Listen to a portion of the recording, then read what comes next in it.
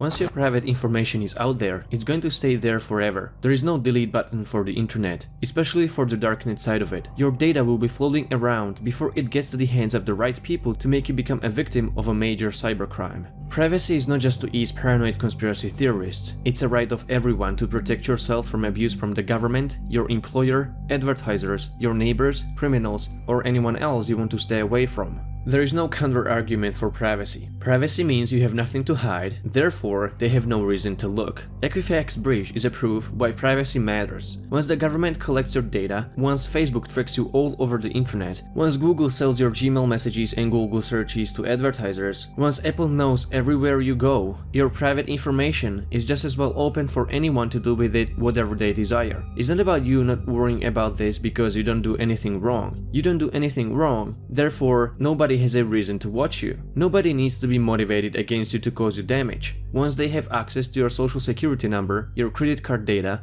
home address, your Facebook activity, Google searches, browsing history, private messages, they won't refrain from malicious activities. It's like having a window open in front of a crowd. Most people will just pass by, but some might be just desperate enough to seize the opportunity. It's so much easier to do crime in cyberspace. The open window is every intrusive privacy policy and every government backdoor. In cyberspace, it's easier to escape. It's harder to find criminals. The internet doesn't have borders. Your wholly domestic communication between you and your best friend is routed across the globe in nanoseconds before it reaches its final destination. If you rely on a company or the government to protect your data, anybody can intercept your communication you thought was private. And now let's not make it about your chat conversations. This is how big data collecting companies trade your private information among one another. Each time you visit a page, before it even loads, there is an auction that trades your private information to the highest bidder, offering the most for your data to have the privilege to display their ads. Every time a data broker in ad exchange shares your data with their business partners, they leave them insecure traveling across the world through the internet. It only takes someone inclined to attack these ad exchanges and steal profiles with everyone's private information.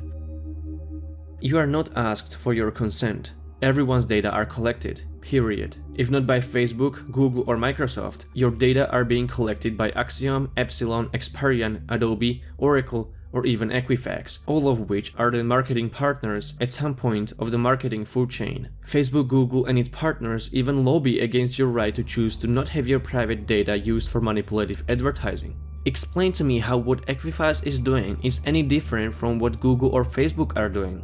They collect all of your data, including your personal information like social security number, phone number, home address, credit card data, and they score your profile according to the monetization opportunity for advertisers. If you are ranked waste, your data is sold cheap. If you rank higher, you make them more lucrative deals. What do you get in return? Nothing. Targeted, not relevant ads. Relevant advertisements are those that result from expressing your interest. Targeted ads are the ones resulting from predicting your future behavior based on what they collected beforehand. What do you get from Google in exchange for your private life? Politically biased algorithms favoring promoted content over merited one. Google will filter the internet based on how well they studied your brain, so that you don't see what's actually out there, but what you are most vulnerable to be influenced by. An influence that Google decides on your behalf, of which you will never be aware, because it's protected as Google's trade secrets. Does that sound like a good trade to you? Tell me there is nothing wrong with that. Tell me you don't care or you still don't worry about your privacy. Tell me that people who were born and raised in the oldest continuing democracy don't care about their rights and freedoms. It's sickening how many people I've heard saying they don't care if the corporations track them, or if the government spy on them, or if the backdoors give hackers access points to their data. I really wish it was only their data stolen from the Equifax breach. But it's not. It's going to be everyone's data. Just because there still are so many people who hold tight to these false arguments, just because there is still enough people who fall for the biggest authoritarian lie, everyone's private lives are exposed to criminals and spies. If you still don't care about your privacy, fine. You're free to post your personal information all over Facebook and Twitter, tweet your passwords, share your bank records, dump your home address and employment history all over the web. Install cameras and microphones into your house, live streaming yourself 24/7 to Google, Facebook and Amazon, and its hundreds upon hundreds of mergers, partners and third parties. If you are so actively trying to kill privacy, the foundation of democracy, you might as well just do that. But don't take everyone else's right to privacy with yours. I get some people criticizing videos with privacy and anti-monopoly messages uploaded on YouTube. Lol, what an irony, uploads videos against Google on Google servers. But this only reflects the severity of the situation. Am I supposed to hide in a dark corner deep inside a cave and whisper my criticism of Google's business model? Because that's what using a YouTube alternative currently means. No, I will go where all the eyes are, and I'll scream from the top of the roof. Some say VidMe or Dailymotion are alternatives. Please explain to me how VidMe's or Dailymotion's business models are different from the one of YouTube. I could go to Minds and ask to boost my view count, so that I'm happy that I see some superficial numbers that don't actually mean anything. I don't want to come across as too harsh on Minds, it's a great project, but we currently don't have a YouTube alternative.